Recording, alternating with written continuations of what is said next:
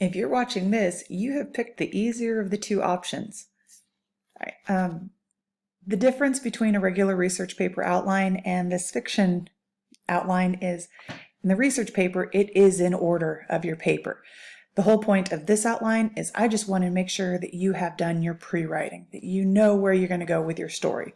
So like I put right here, it is not the order. This is a checklist.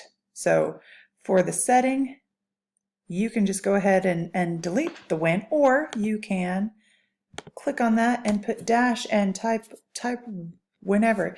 If yours is present day, then you put that.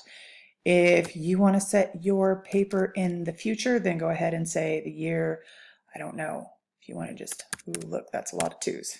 Like in the year 2222, or as we like to say, the 2222s, then you go ahead and do it that. If you want to put it in the time of nights, you can be even that vague, and you can say time of nights or medieval. Medieval is still pretty vague, and I will accept that. The where, again, if you want to put Ness County, if you want to put the United States, if you want to put Europe, if you want to put an apartment building, like if you're going to set all of your stuff in a very close quarters, then you go ahead and put that. If you want it to just be a generic Anytown, USA, then you can put that. I just need to know that you have thought about where this is going to take place. If you're going to be moving, like if your story travels with the disease or because of the disease, then you need to go ahead and put that you're starting, that you have some idea where you're starting, approximately where you're going to hit, and of course, I would like you to know where you're going to end. Time frame, you can write a chronological story, that's fine. Or maybe you start at the end where somebody is looking down at the last stand, and then it's kind of I bet you wonder how I got in this mess. And then you do a flashback and you fill us in. So do know, is your story going to take place all in one day? Or is it going to be days, months? Are you going to have flashbacks, flash forwards? Are you going to skip 20 years? This is totally your choice. You get to have fun with this story. Characters, of course, you're going to have a main character. You might have 3 main characters. You might have 3 people that are going to have some dialogue. You might only have 1 main character. I do want you to think about what kind of story you're going to do, because this will make it so much easier when you're writing your rough draft if you've thought about this. So go ahead and give a brief physical and personality description of this person. You don't necessarily have to include all of this stuff when all of the character description when you're writing, but I want you to have a good idea of who your character is before you start writing. That way, when you give them dialogue, when they speak, or when they argue, or when they get up and give an inspirational speech, you'll know exactly what kind of person they are and how they're going to deliver that. Minor characters, you don't have to put too much stuff on this. It's just minor characters help move the plot along. That's why I went ahead and put this in. And then I did go ahead and put the villain here. Maybe your villain or antagonist to your protagonist, main character. Maybe your antagonist is a minor character. Maybe they're a major character. So fill that in the appropriate spot. I do want you to have a minimum of 3 conflicts. Remember, conflict is just a fancy word for problem.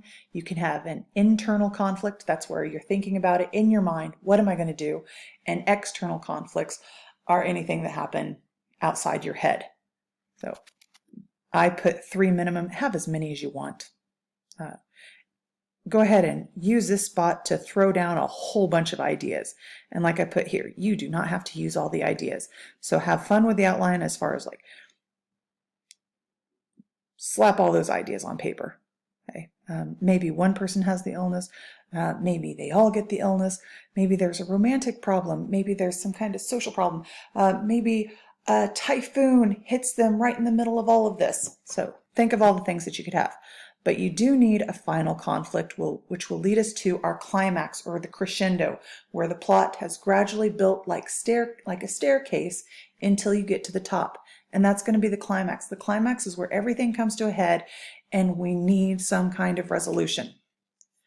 Now, the denouement is what happens after that climax. How does your story end?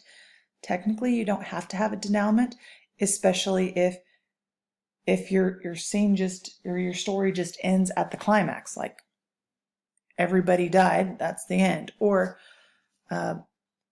maybe it's kind of a cliffhanger. Maybe we don't know what happens. Oh. And then evidence collected.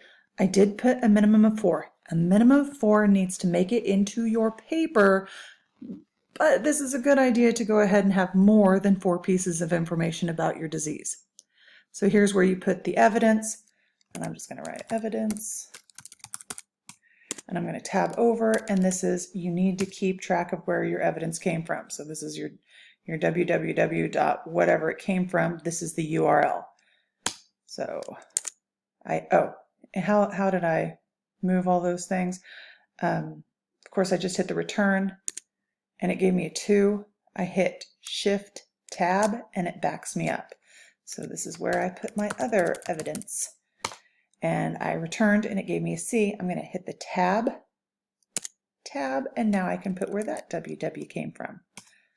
So return just gives you exactly, because Google builds your outline. It'll give you the Roman numerals, the letters, the numbers, and then the lowercase numbers or letters. I'm sorry. So anyway, Shift Tab backs you up. Tab moves forward. Shift Tab, Tab. All right. So make sure that you've got all of your evidence. If I could type, you're going to need 4 of them and where they came from. I'm going to go ahead and delete that because this is the paper that you guys all see and I don't want to junk it up.